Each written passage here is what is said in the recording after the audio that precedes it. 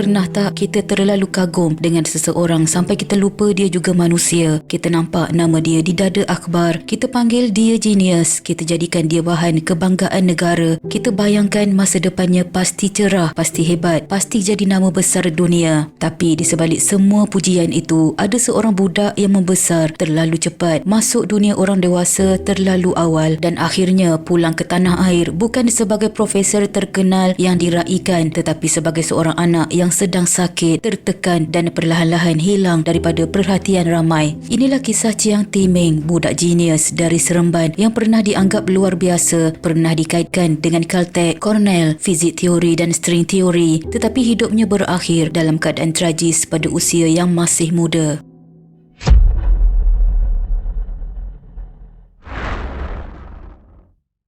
Kisah Chiang Ti-ming bukan kisah jenayah berdarah, bukan kes mahkamah dan bukan cerita pembunuhan, tapi cara kisah ini bergerak memang ada rasa seperti sebuah misteri gelap. Pada awalnya, semua nampak sempurna. Seorang anak muda dari Malaysia tiba-tiba muncul sebagai simbol kebijaksanaan luar biasa. IQ-nya dilaporkan sekitar 148.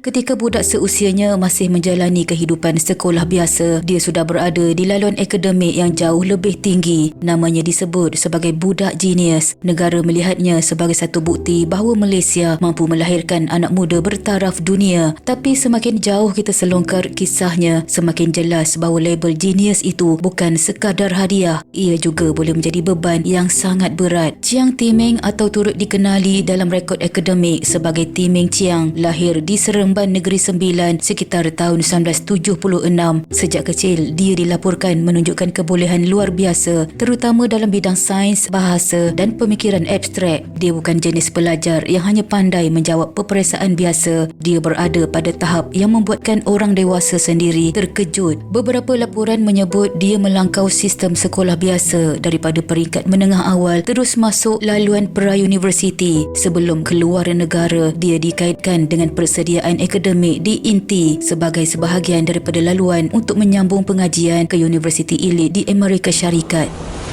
Pada penghujung 1980-an, nama Chiang Ti-ming mula menjadi perhatian besar. Ketika itu, dia masih terlalu muda untuk dibayangkan berada dalam dunia universiti elit. Namun laporan menyebut dia diterima masuk ke California Institute of Technology atau Caltech, sebuah institusi yang sangat berprestij dalam bidang sains dan teknologi. Di sinilah bermula bahagian paling sensasi dalam kisah hidupnya. Ada laporan lama yang menyebut dia masuk Caltech pada usia 13 tahun. Ada juga artikel tempatan yang menyebut usianya 15 tahun. Percanggahan umur ini masih wujud dalam beberapa sumber lama, tetapi fakta yang lebih kukuh ialah rekod rasmi Convocation Caltech pada tahun 1992 memang menyenaraikan nama Ti-ming Chiang dari Seremban, Malaysia dalam bidang fizik. Rekod itu juga menunjukkan dia menamatkan pengajian dengan kepujian. Ini membuktikan satu perkara penting. Chiang Ti-ming bukan sekadar budak genius yang dibesar-besarkan media. Dia benar-benar berjaya sampai ke tahap akademik yang luar biasa. Bayangkan tekanan yang datang bersama semua itu. Pada usia yang sangat muda, dia bukan lagi hanya anak sekolah biasa. Dia sudah diletakkan dalam dunia akademik antarabangsa, berada di sekeliling pelajar dan penyelidik hebat di sebuah tempat yang menuntut kecerdasan tinggi setiap masa. Bagi orang luar, ini nampak seperti kisah kejayaan, tapi dari sudut seorang remaja yang masih membesar, keadaan itu mungkin tidak semudah yang orang sangka. Dia perlu belajar, bersaing, menyesuaikan diri dan pada masa yang sama membawa label genius yang sentiasa melekat pada dirinya.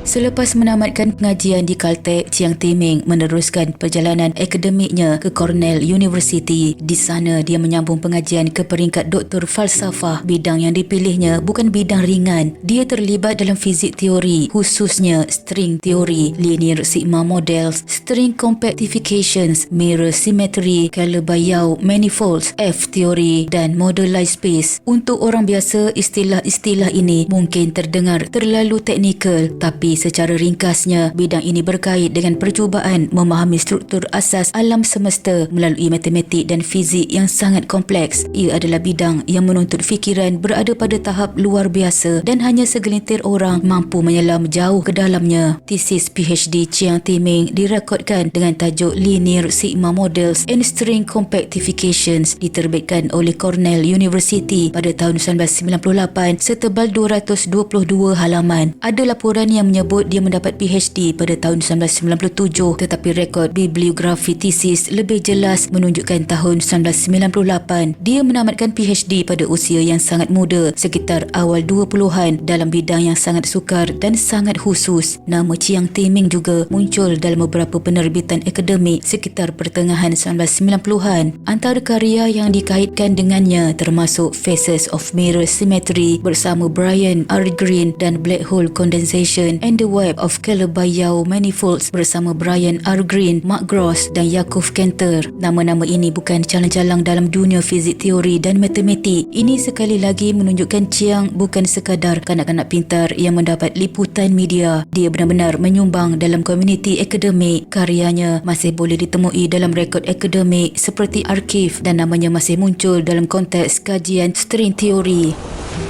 Namun di sebalik semua pencapaian itu, ada satu sisi gelap yang perlahan-lahan mula muncul. Selepas PhD, kehidupan Chiang Ti-ming tidak terus bergerak seperti jalan kejayaan yang dibayangkan orang ramai. Beberapa laporan menyebut dia meneruskan kerja penyelidikan dan pernah dikaitkan dengan komuniti akademik Harvard serta ahli matematik terkenal Shing Tung Yau. Dalam satu kertas akademik pada tahun 2009, Chen Haoliong dan Shing Tung Yau mendedikasikan kajian mereka kepada memori Ti-ming Chiang. Dalam dedikasi itu, dia disebut sebagai seorang yang string theorist, seorang penyelidik muda dalam string teori yang mendapat PhD dari Cornell pada usia awal 20-an. Mereka juga menyatakan bahawa Chiang menjadi tidak sihat sebelum sempat bekerja sama lebih lanjut secara akademik. Ayat itu pendek tetapi berat. Ia memberi gambaran bahawa di satu titik, jalan akademik yang sepatutnya terus berkembang mula terhenti kerana masalah kesihatan. Menurut laporan yang memetik kenyataan bapanya, Chiang Ti-ming dibawa pulang ke Malaysia sekitar tahun 2001